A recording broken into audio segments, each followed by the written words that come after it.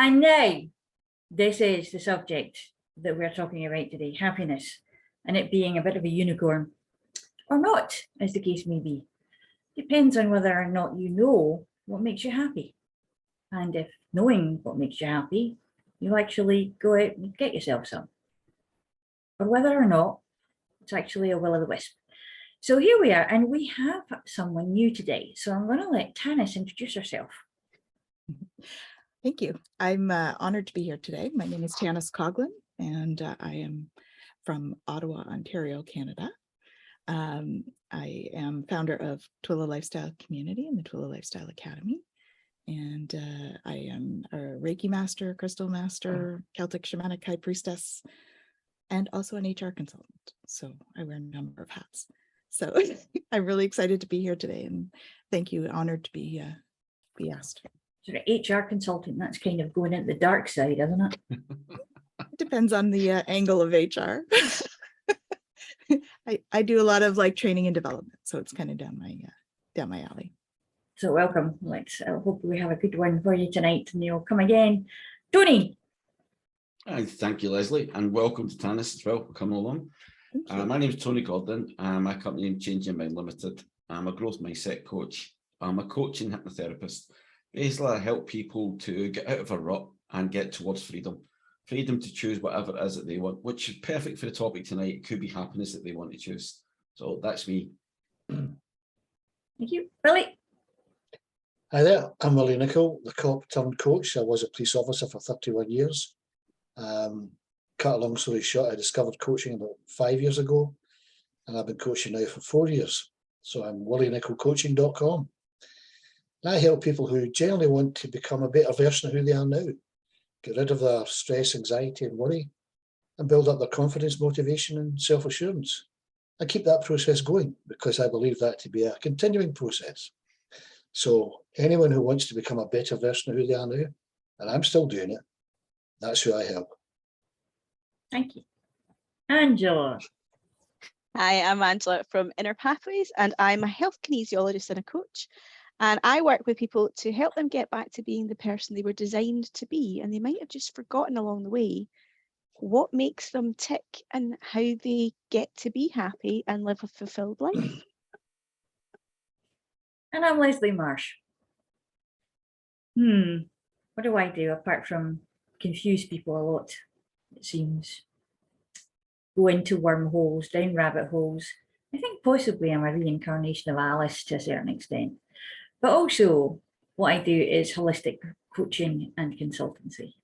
So it basically means that everything you've heard so far and a few other things you may never have heard of too. And so here's one of the things that you might not have thought about. Happiness is a unicorn. Discuss.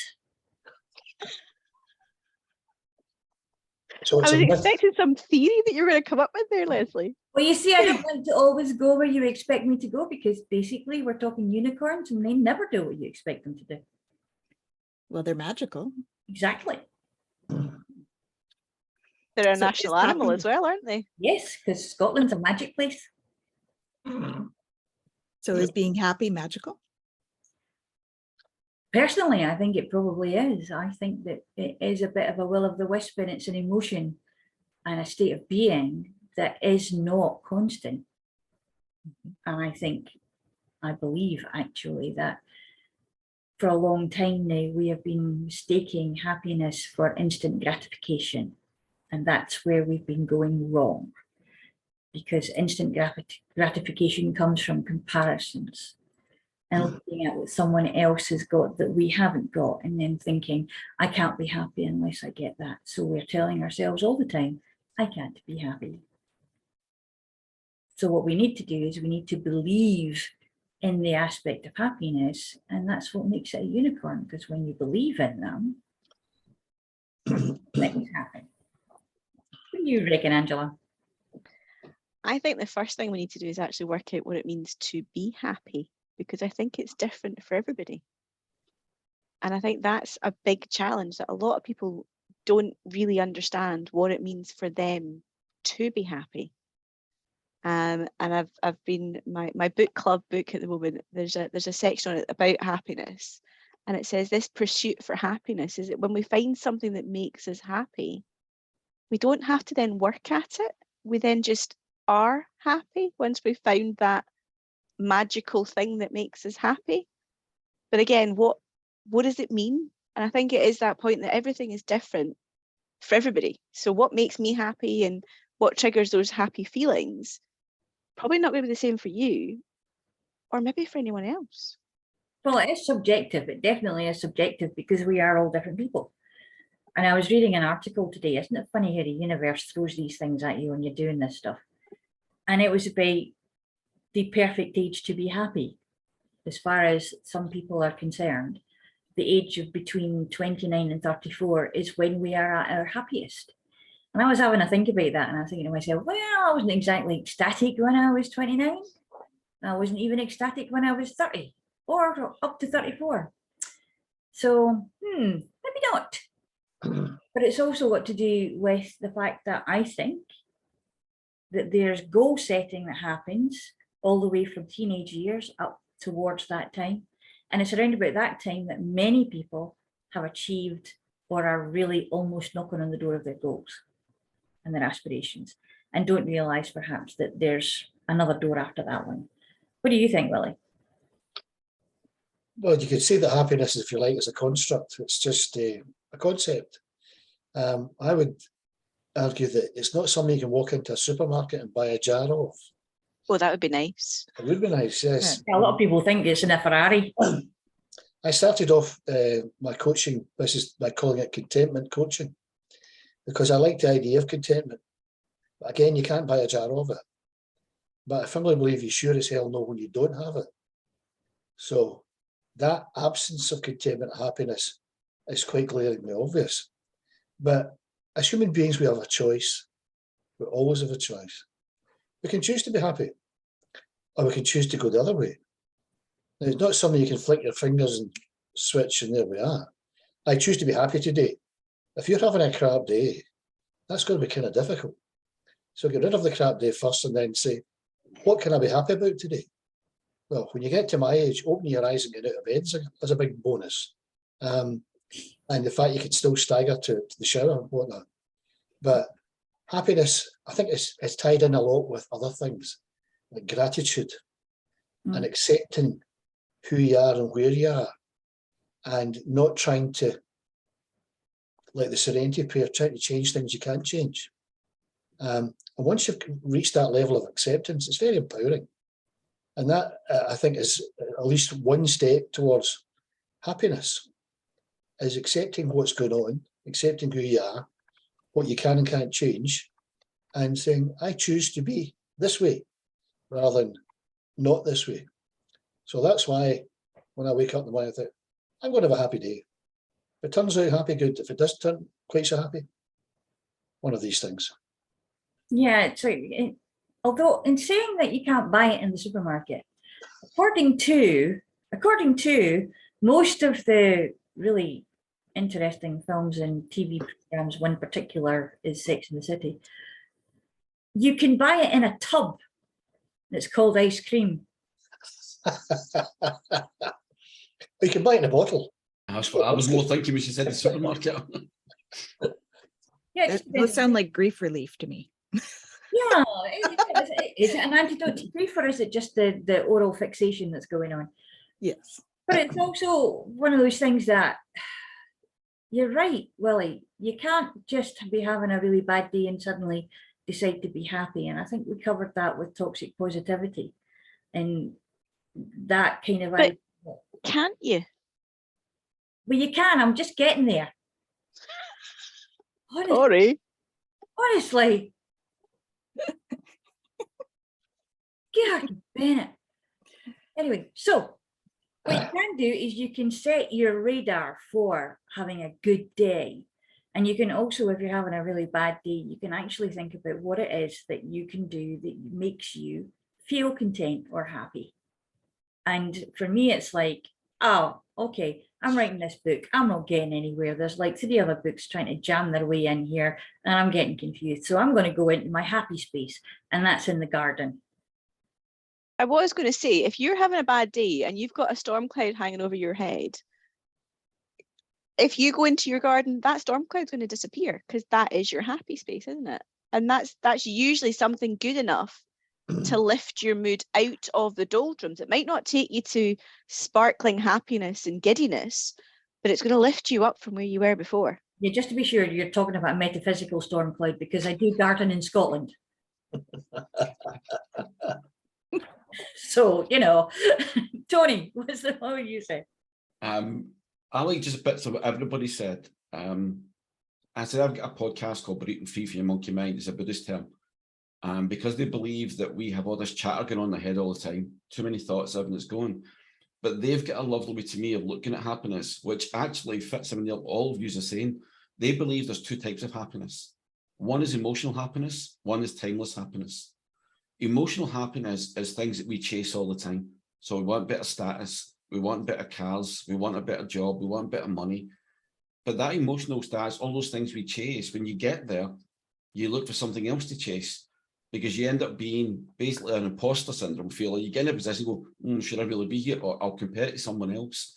So what they believe is that emotional happiness is fleeting, it's temporary. Because once you get to that object, you'll look for another. It's like the shiny object syndrome, you'll look for something else. Whereas timeless was very well described by Willie. Timeless is when you look inside, and they believe you look at yourself and you look for gratitude, you look at wisdom, you look at kindness, you look at loving that comes from you. When you can be all of that and you feel all of that every day, that's a happiness that will stay forever, because you're the one that's got it. And I think hobbies have mentioned the word, you chose to be that way. And if you choose to be that way, it's timeless. Whereas a lot of people say the happiness to them is, like Leslie mentioned, looking at a goal. What sometimes we get stuck with people is they look for the goal, but all those coaches we know, it's the outcome that really they want. It's not the goal. The goal's only a stepping stone to get them towards that, but they get so fixated on it that you always have to remind people, enjoy the journey, not just the destination.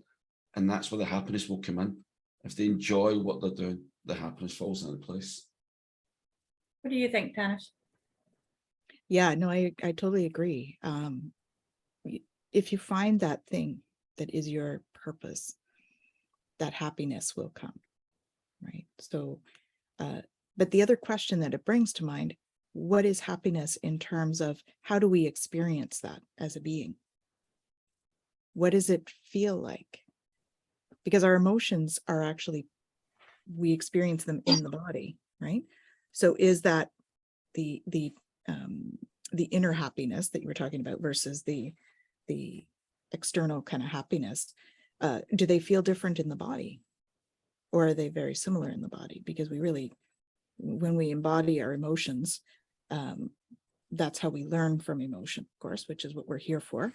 We're here to learn what it's like to have all of the human emotions.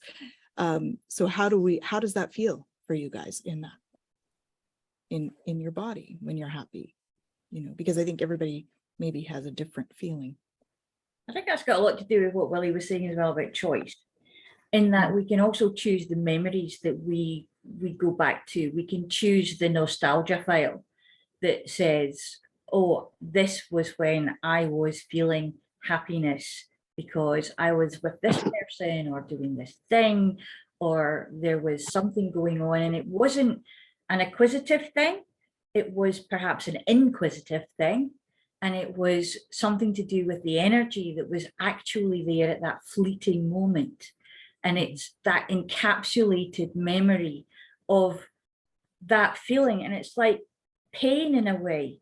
When you remember back to a pain, you know it was sore, you know it was really, really bad, but you can't really get it back the way that it was.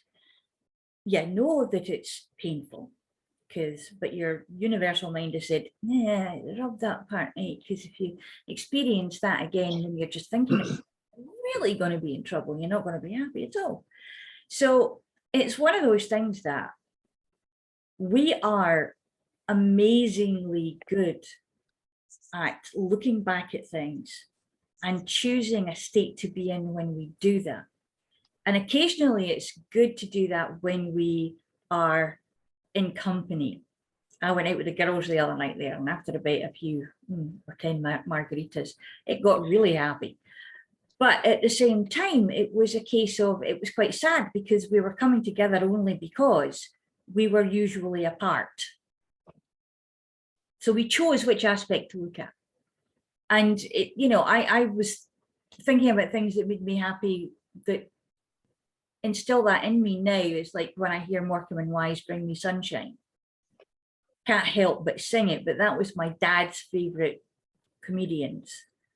And his favourite, so much so we played at his funeral. Everybody went out to it. But it's one of those things that, you know, we do start that off when we're going to funerals. We start off very, very unhappy. But then after a while, the supermarket happiness comes in and gets into a glass, and we all have a few, and then we start remembering the good times and the happy times with the person who's just passed. And then before we know it, we've got a full Celtic thing going on. So I'm puzzled there, Leslie, because what you're saying to me, or what I'm hearing from what those two different anecdotes are, is that the way to get to happiness is through a glass of something. Now, granted, that is just water, but is that the only way to happiness? No, that wasn't what I was saying at all. I know that wasn't No. what you were saying, but that was part of what I was picking up on. Yeah, but that's just one way, isn't it? Absolutely, but that's Yeah. but what I'm challenging there is that there are people that the only way they ever feel happy is with a little bit of something in a glass. This is true, but then that can lead to its own unhappy problems. And that's, again, is the kind of exiting of the idea of happiness being an endo situation and making it an expo situation.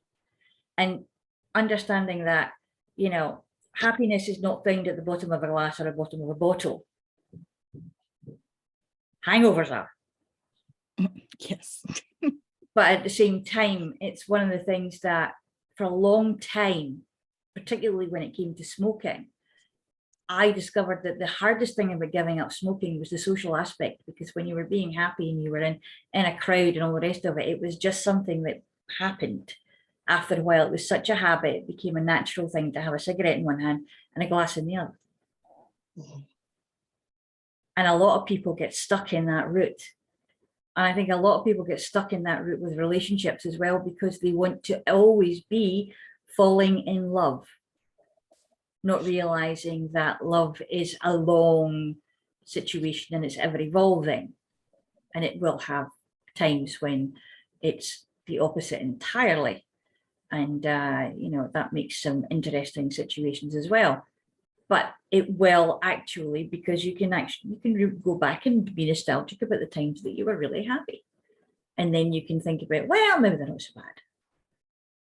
Or you think divorce court, one of the two. Well, So as a could you- single person who doesn't drink, I don't know, I've heard something about Jaeger bombs a little while ago. yeah, but I've never, so when I say I don't drink, I'll have the occasional beverage. I think I've been drunk once in my life. So I've never actually experienced the hangovers that you're talking about. But I get bored before I get drunk. I'll have 2 drinks and I'm over it. So for me, that's not where I'm going to find happiness.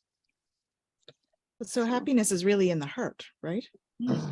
So the more we go into that heart space and tap into that energy, that's where we start to get that eternal happiness as opposed to the supermarket happiness. So how do we create practices that help us to do that? I think that's another question, right? To create those practices to help us to go inside. So that's where the coaching comes in, right? Well, excuse the pun, but I think we have to distill everything that we've been saying. Got to bring alcohol into everything, don't you? She does, Always. doesn't she? Yes, noticed that. Every Yes. garden. Do you know what? It's probably because I don't get a chance to drink it that often. Oh, You have a choice there. I used to, no, it's not by choice. it is a choice. You technically you could sit there every night and have a glass of wine. Do you know the price of a bottle of wine these days? No, because I don't drink the stuff. It's really exorbitant, especially if you went into something that's more than vinegar. Could you argue that happiness is merely a state of mind as opposed to what Tanys is saying, it's an internal emotion or feeling? So if we can control our state of mind, and we're always in a state, right? We're always in a state of some kind. In Scotland would say, look at the state of that, right? That's flippant, but we are always in some sort of state. And I use the word state in the broadest sense that we can be a state of happiness, a state of unhappiness, anger, fear, bitterness, whatever it is. Right? But again, we have a choice. Do we want to remain in that, if I can use the hackneyed phrase, negative state, when I could quite simply change it to a positive state? The question would be, what makes you happy? And as Angela alluded to earlier, what makes her happy might not necessarily make me happy. I am happy having a glass of wine. And if it doesn't float your boat, brilliant. Fair enough, we're all different. But the choice is there to be in a state of happiness or a state of unhappiness. And we ask ourselves, what makes us happy? What makes me happy is having these nice conversations. And the workshop we were in earlier in the day, Angela, and a very nice conversation I had with a new friend over Zoom, and helping people, that makes me happy. I'm not Buddha or anything like that, but that makes me happy. And I wish I'd realised many years ago the source of that happiness. I always enjoyed helping people, but I didn't get that feeling. Now I get that feeling. So we can ask ourselves what makes us happy and then go and do it. Simple as that. I'm curious as to work out if you picked it up yet, but what's changed to allow you to realise that that's what makes you happy? Well, having been a co-op for 31 years, and having gone through some unhappy times because of that, then getting into corporate security, had some unhappy times there, generally work related, which does impact in your personal life, obviously. Having been made redundant and then started coaching, I didn't have that, dare I say it, that shit in my life. So I was able to choose something else. So I chose to become a coach to help people, to make, that's the side effect of which was to make me happy. And people give me nice testimonials, which makes me even happier. But at the end of the day, I don't think we ask ourselves often enough, what makes me happy? Because there are all these constraints. I need to have a job to earn money. Fair enough. Yeah. Or I have responsibilities to my family or whatever it is, right? You can still be happy while doing that, should you choose to do so. Right? It's, as Leslie said, Bring Me Sunshine. That was also my father's favourite comedy show, Morecambe and Wise, which perhaps Tanys doesn't recognise. But laughter, does that make me happy? You better believe it does, right? Watching a good comedy show or a good comedian. Tony, Billy Connolly still cracks me up. Yeah, same as me. Even though I've seen the bloody sketch umpteen times. I've seen him live and seen it. And I used to listen to the LPs. That's a long ago. I used to listen to the LPs back in the 70s, and everybody would just be in stitches as soon as you put it on. But I think is one word with no use, but Willie alluded it to there. When Tanys was saying about it's in your heart and it's where happiness comes from, we always think emotion comes from there. But before it becomes an emotion, it's a thought. So it starts in our mind. So it is in the mind and the body. And it's like people say, you get that whole, I don't know, some of you got the eternal trinity, but your mind, the physical side, and you get the spiritual side together, and that combine happiness. But why can't we just think ourselves happy?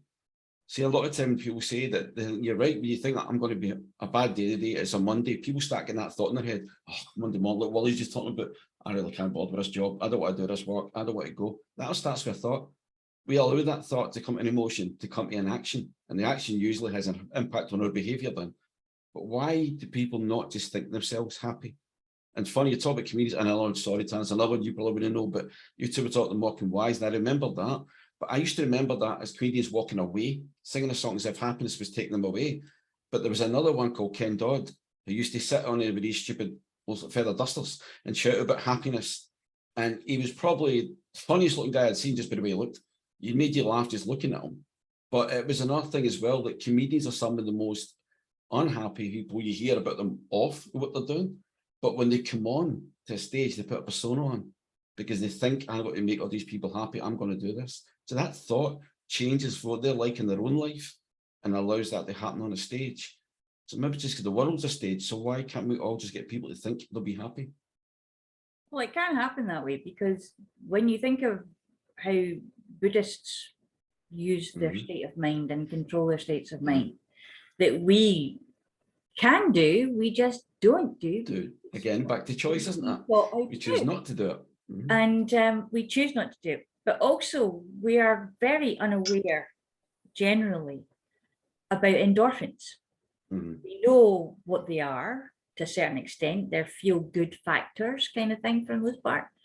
And what people don't realize is that it means that you're actually, endo is inside and orphans is from morphia. It's morphine. So we produce our own morphine when we are actually being triggered in the way with that thought, with that feeling. That's the thing that carries it. Like, oh, that was a rush. That was, you know, you get adrenaline, you get a little bit of excitement, and then suddenly you're laughing because you're anticipating, you're doing the whole thing, and it's getting there. But also, this is how laughter yoga works. Laughter yoga works because when we see someone else laughing, for some reason, we want to laugh too. Unless you're a real miserable scrote, and you know, that will happen. There are some people who are happy being miserable. Yeah. Because Definitely. it's like a security blanket. It's like, you know, something that they can hold on to, and very happy to say, oh, well, you're laughing now, but just you wait. There's tears around the corner. And that might be quite true. But the whole point of it is that happiness is like quicksilver. The tighter you try and hold on to it, the quicker it slips through your fingers. When it's got to do with that little buzz, when it's the contentment end of the happiness trail, then you don't have to feel like you have to chase it or you have to kind of hold on to it. You can sit there and just be in it.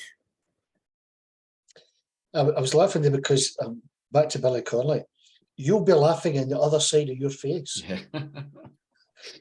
How does that work? Right. And that still makes me laugh because it's stupid, particularly Scottish, I don't know, saying, Tanys, which you kind of had to live here to understand it.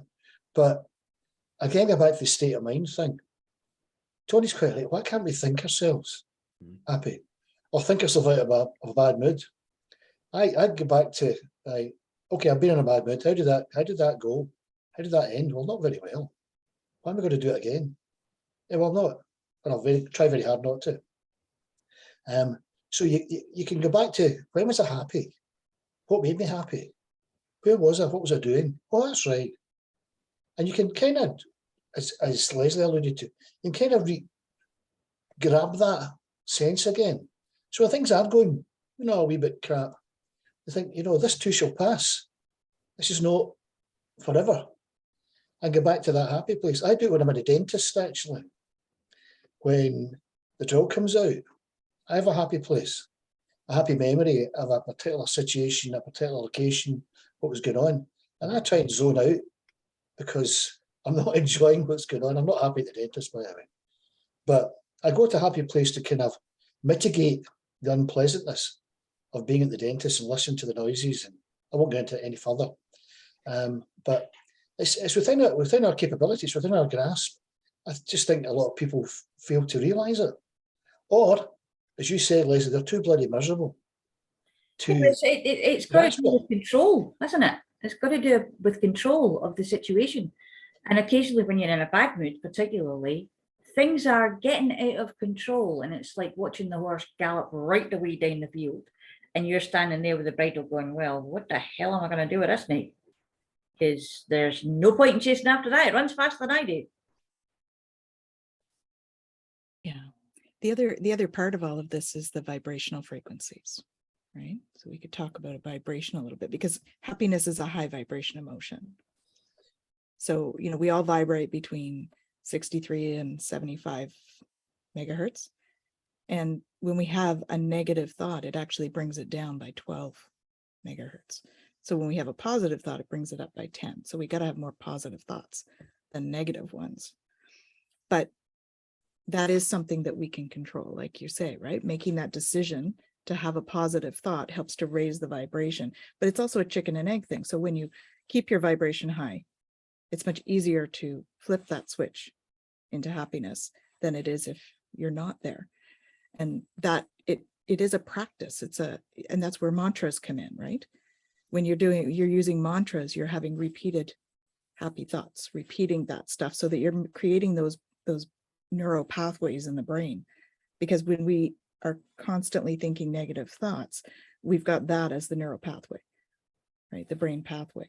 Whereas if we can practice thinking positive or happier thoughts, like you were saying, going to your happy place, then if we practice that, we start to make new pathways that make it easier for us to make choices, because we're very unconscious overall as humans, right? There's a lot of stuff, a lot of us just go day to day through our lives. We go to work, we go home, we go to bed, and we don't give a lot of thought to how we're thinking or what it is we're thinking. So when we can start to get into some practices that help us to think those positive thoughts, it makes it easier for us to flip that switch. Because I think when we're in the negative mindset all the time, people find it difficult to pull themselves out. So, that's where things like, well, with my work, working with crystals and essential oils and all of that, and energy, when you can raise the person's vibration, it just gives them that little bit of a head start on being able to have that higher vibration. So they're not coming from down here to get to that happiness. They're maybe coming from here to get to the happiness. So just the more we can make it easier, then the stretch is easier for them to do. And the neural pathways become stronger to happiness. Tony, you were So- going to say something. No, Pardon me? I'm just loving to hear the different aspects of it, because I was trying to add a client who came to see me for some coaching, some therapy, and he didn't want to hypnosis. He said, I've had so many of these things and they never work. I always leave miserable. And this guy came in with his face touching the ground. He couldn't go any more miserable looking. And he kept sitting there, and he said, look, it's not going to work. I've changed my mind. I don't want to do it. I went, brilliant. I said, but actually, you're the perfect person for the day for me. You were booked in for half an hour anyway. So would you mind doing something? Just it's a little experiment. Something I'm trying to work on for other people. And I can't quite get the language right. If I try it on you, can you tell me how it works? Yeah, sure. He said, it's not going to put, I said, no, it's not doing hypnotherapy, and I don't worry about it. It's just different sort of, if you had a joke, for example, like somebody gave you a stupid joke at a Christmas cracker, or a dad joke, they call it, and you giggled, what would that be like? Can you show me what the emotion looks like? Or if I described you to do that, would you know how to do it? So he giggled a wee bit. And I said, okay, if somebody hears somebody saying the side, it's quite funny, but you've only heard part of it, but gets you, how would that be? And his shoulder started going, his face going a wee bit. I said, all right, if you saw something that, like a comedy show or something like that, and you felt really good laughter, would that be a different style of laughter? And he was doing that. I went, think of the happiest memory you've ever had in your life. It was some funny that happened with you, your friends, family, something that was really close to you. It was really great. What would that be like? It was like a belly laugh. And this guy was roaring. And so after he finished up, I went, thank you, that's really great for that. And he went, did you do that deliberate? I went, I don't know. You said you just never could leave one of these sessions happy. I just wanted you to leave a smile on your face. So he went away, and he came back a day later and says, when can we book the sessions on?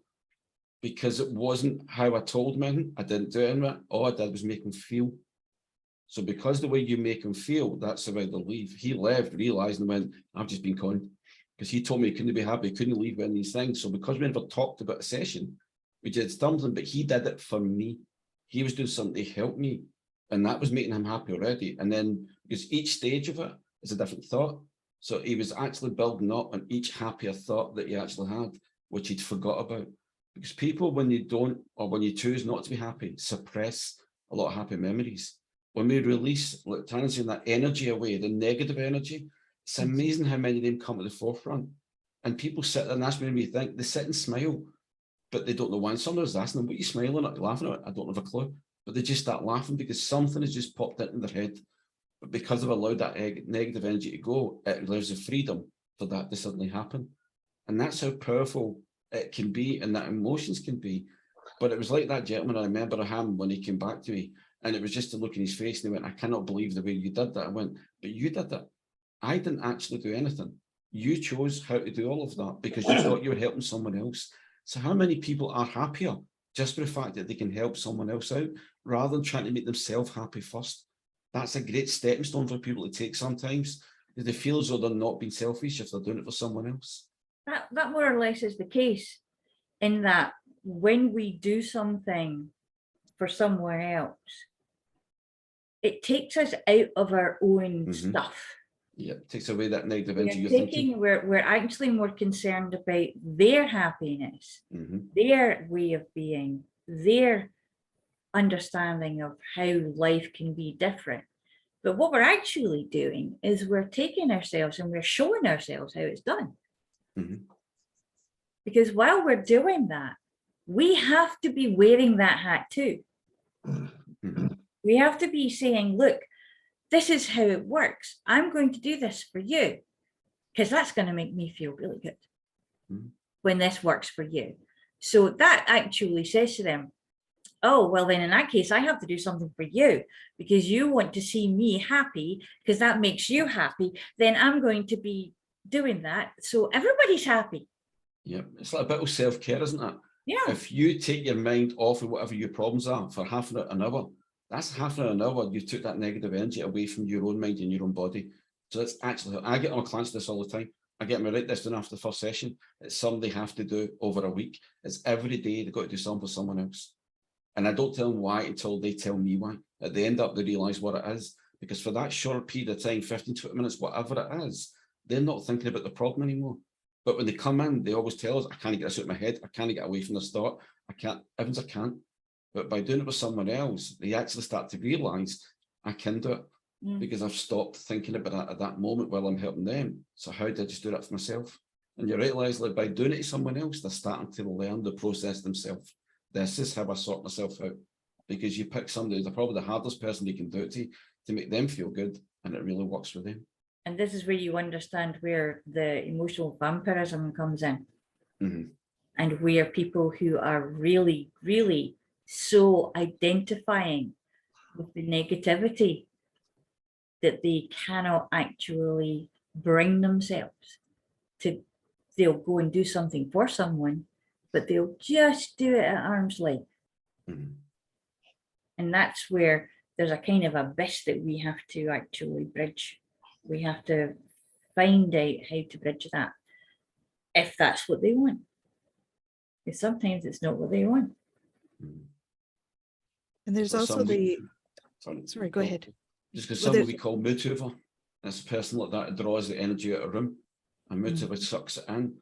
But if you can put them to actually do something with someone else, that stops that for them as well for that short period of time. They start to realise actually them it's the issue, not everybody else. I think dogs are usually good for that. Never known a dog is a mood hoover, but it's a new one. It's a happy dog. You don't see many unhappy dogs, do you? No, all I don't tails are know. always wagging. Well, you might have done in your previous As a career vet, and yeah. veterinary I've stuff. been made very unhappy by some unhappy dogs. But generally speaking, I mean, my little dog passed away unfortunately a few years back, but that's just one of these things. But he was always wagging his tail.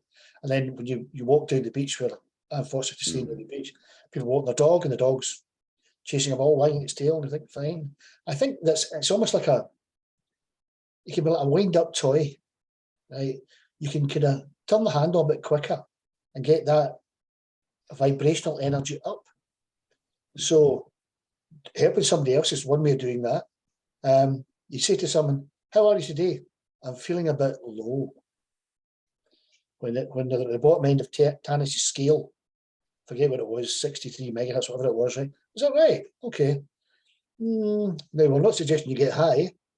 I just happen to have some nice weed here, but no, we're not doing that. But what we'll do is we'll try and wind up a wee bit. Yeah. So, okay, what's been happening? And you'll say, blah, blah, blah. And you'll pick something that's positive. Well, that sounds, you went to see a movie or whatever. Well, that sounds good. Tell me about it. So they tell you about it. And that's the handle get wound a wee bit more.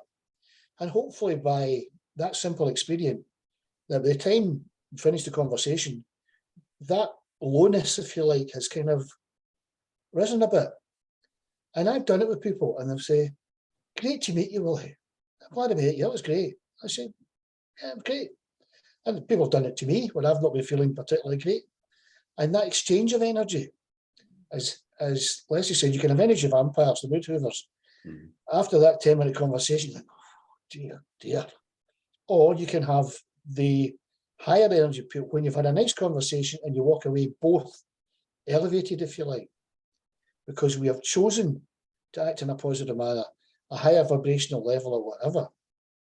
And I'm thinking back to 5 years ago, if I'd been talking about vibrational energy, I'd have said, somebody shoot me now. What are you talking about, Willie? You're a rough, tough detective. Vibrational energy? I don't think so. You know what? It's all about energy. It's all about vibes. Are you getting good vibes? We're now going to go talk about the Beach Boys, but anyway, good vibes. I get a good vibe in that room. What we mean is I get a good sense of energy. I get a nice feeling because the people were good. Or you can walk into a room where you think, oh my goodness, you could cut the atmosphere with a knife because everyone has a kind of low vibration. And the first thing I do is, well, I've just remembered a previous appointment because I can't possibly raise the energy for everybody. But you can walk into a room when it's kind of middling.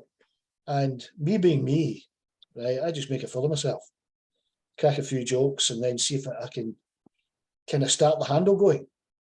And if it works, it works. If it doesn't, it doesn't.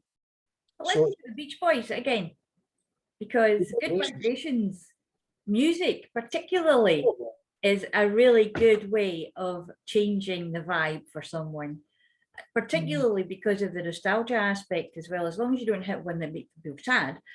But even then, talking about it and getting them to understand, you know, okay, this makes you feel sad because that happened, but what makes you feel happy? Which song is it that makes you feel really, really happy? Which again goes back to one of my lives with Bring Me Sunshine. The lyrics as well. And actually, when you were talking about Ken Dodd, Tony, happiness, the greatest gift that I possess. I thank the Lord that I've been blessed with more than my share of happiness. Happiness, yes. And that's just it. I mean, it's a case of there's enough of it to go around. So why are we rationing it? Well, if that's true and there's enough to go around, why do you never see on the news that There used happiness? there used to be a wee bit at the end that was happy. But why was it always a wee bit at the end or a little bit as an add-on? So that why do you never start the news with something great's happened today? This is what's went on. How would people react then? How many people could suddenly change their thought processes to this is great?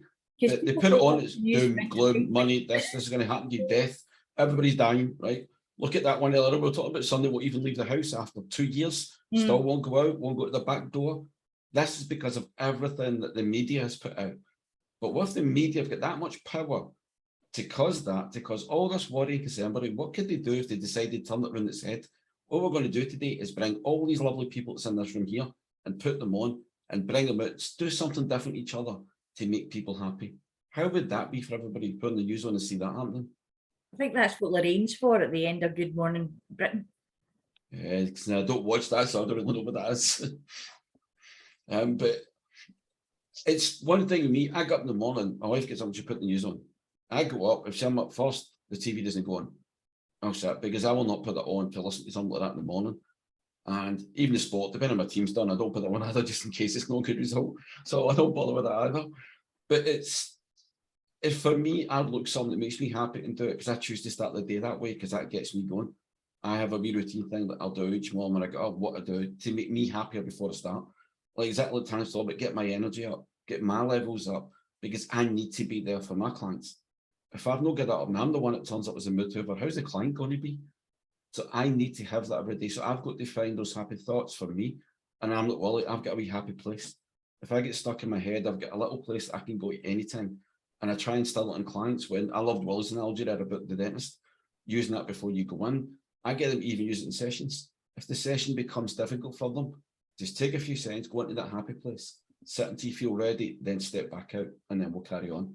I'll just sit in silence till they're ready and tell me they can go. But that's what people need. If we have more happiness and things in the world, and it sort of brings back full circle, when people see a unicorn, watch a child's face when they see a unicorn, what happens? That big smile comes right away. Look at Angela's face. She's not quite a child, but look at her face. Just mention Well, I it. don't What? know. According to Angela, she is the poster child for child. Okay, I won't get into that debate, right? But I'm trying to work out if that was a compliment. I'm not convinced it was. that's what I just said. I won't get into that debate just in case. Tactful. But it's true. You watch and you look at something like that, and it makes it. And I go back to one I think Willie said was great was Billy Connolly. Billy Connolly done once in a show. He also said people used to go out and go to the toilet over the middle of an act, and he used to go to everybody, shh, do you want to go and hide before they came back in? He'd try to tell the whole audience, can we go and hide? Obviously, he couldn't do it. So he'd say, right, when they came in, cheer. So when they walk back to the door, they start cheering. So the crowd would start cheering. That person would bust out laughing. But then he would go to them, what are they laughing at? They didn't realise that everybody's laughing at them and they're laughing. And it just started everybody off. So they laughed, everybody else laughs. It took one person to fill an audience of over 1,000 people and make them all laugh and smile about nothing at all except someone walking through a door. That was all it was. But he did that such time and it was brilliant. As they walked in, got everybody to clap and cheer.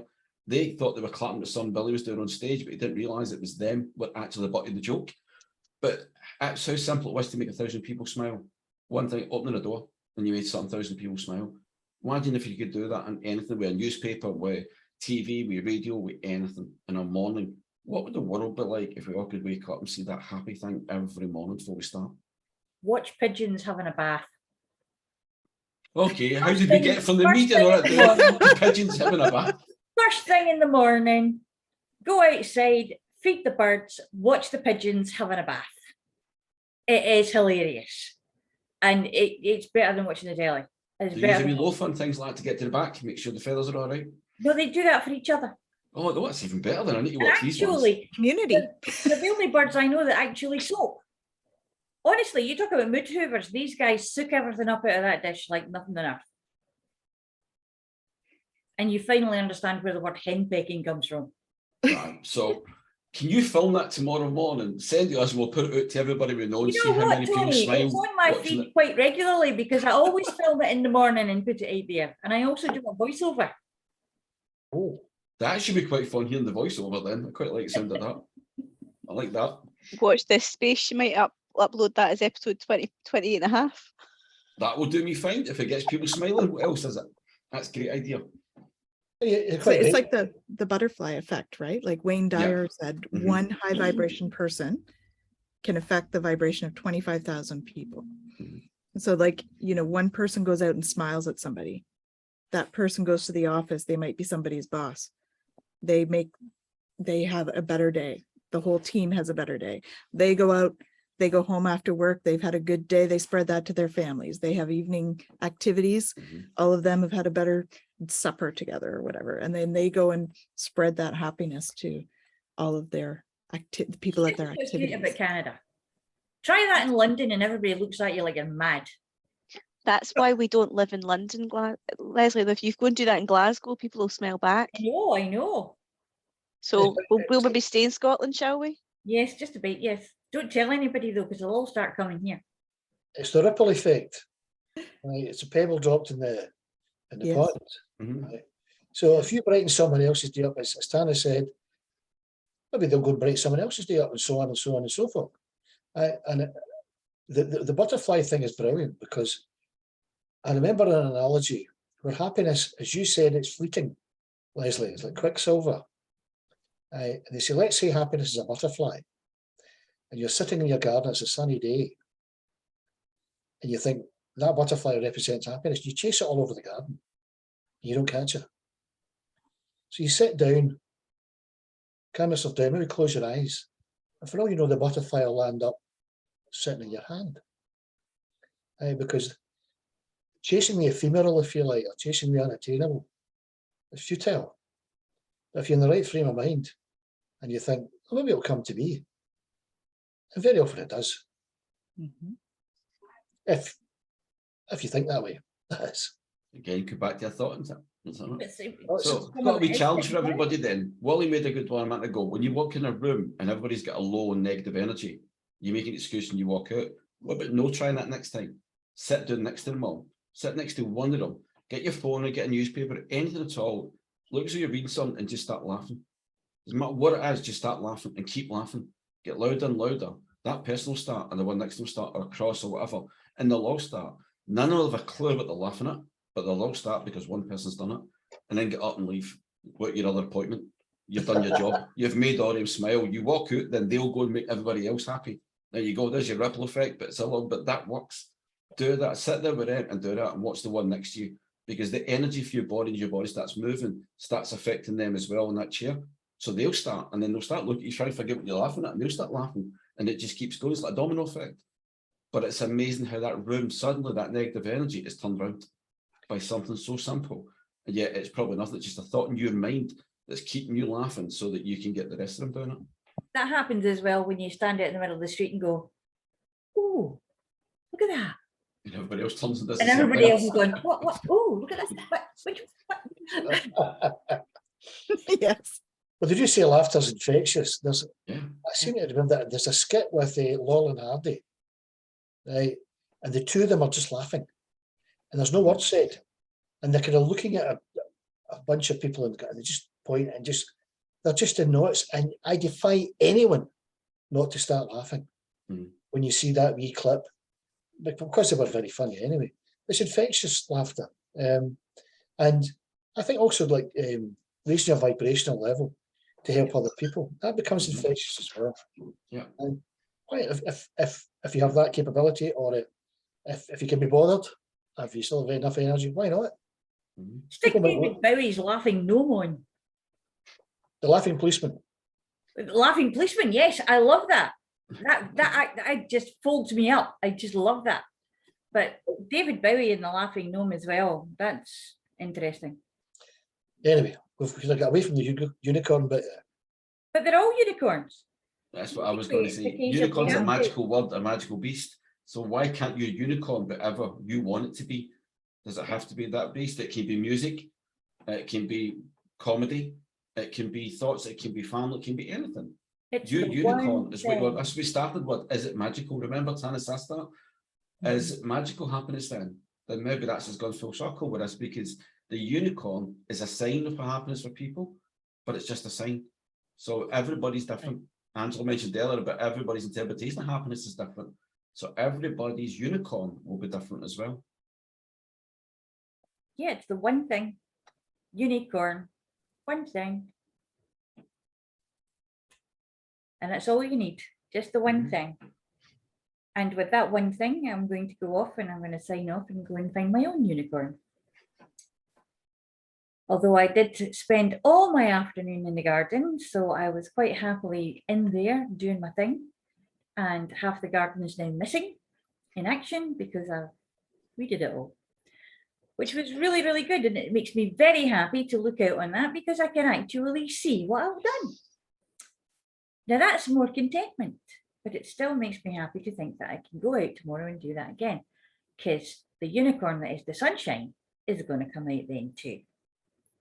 So everybody, thank you very much. And we will be again next time with something else, which might be a little bit more to do with things that are also woo-woo or not. Bye-bye.